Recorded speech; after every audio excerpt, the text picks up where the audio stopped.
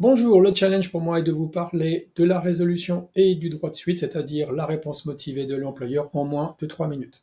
La résolution est un outil extrêmement puissant qui oblige l'employeur à se positionner à partir du moment où une résolution majoritaire est adoptée par le CSE.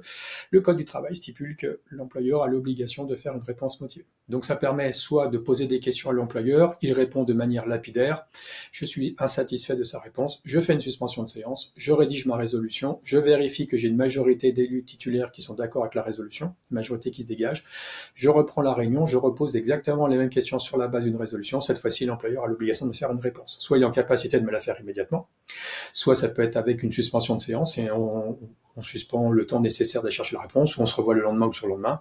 Si ça doit dépasser le cadre du lendemain ou du surlendemain, potentiellement, dans la résolution, on fixe au besoin la tenue d'une réunion extraordinaire au cours de laquelle l'employeur me fera sa réponse motivée, puisqu'il n'est pas stipulé dans le texte que la réponse motivée doit intervenir au cours de la prochaine réunion ordinaire, mais c'est la prochaine réunion. Donc, si je déclenche une extraordinaire, ce sera le support de la réponse motivée de l'employeur. Et donc, dans le cadre d'un rendu d'avis, eh bien, ça permet en fait au CSE d'avoir une réponse motivée de l'employeur, c'est-à-dire son projet final. Parce que ce qu'il faut comprendre, c'est que la consultation n'est que la première étape. La deuxième étape, c'est le suivi de réalisation. Sauf que si j'ai pas pris de résolution et que je n'ai pas de réponse motivée de l'employeur, je ne sais pas ce qu'il va déployer. À partir du moment où j'ai une réponse finale, ça permet de basculer d'un avis purement consultatif à un avis contraignant et donc de vérifier si l'employeur va bien respecter ses engagements. Si c'est pas le cas, s'il ne respecte pas ses engagements, s'il ne prend pas ses responsabilités en charge, eh bien, à ce moment-là, potentiellement, je pourrais saisir l'inspecteur du travail pour le contraindre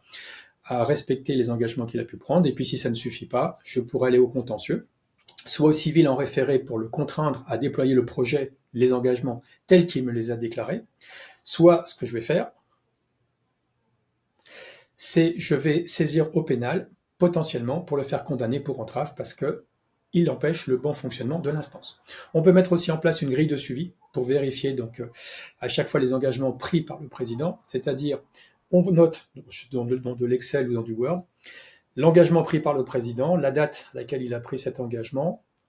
la date de déploiement du projet, et puis donc on sortira cette grille au fur et à mesure tous les mois, par exemple, en mettant ce point à l'ordre du jour, et on vérifiera s'il y a une échéance, et si la date est échue, ah, là vous aviez pris l'engagement, est-ce que vous l'avez fait? Oui, non, si c'est non, potentiellement, j'ai aussi un recours au contentieux potentiel. Donc la résolution, en résumé, je ne peux la prendre bien sûr que sur un point qui est à l'ordre du jour, je ne peux pas la prendre sur une question diverse, donc attention aux questions diverses, et donc c'est un élément qui permet d'obliger l'employeur à se positionner et de voir très précisément ce qu'il va faire.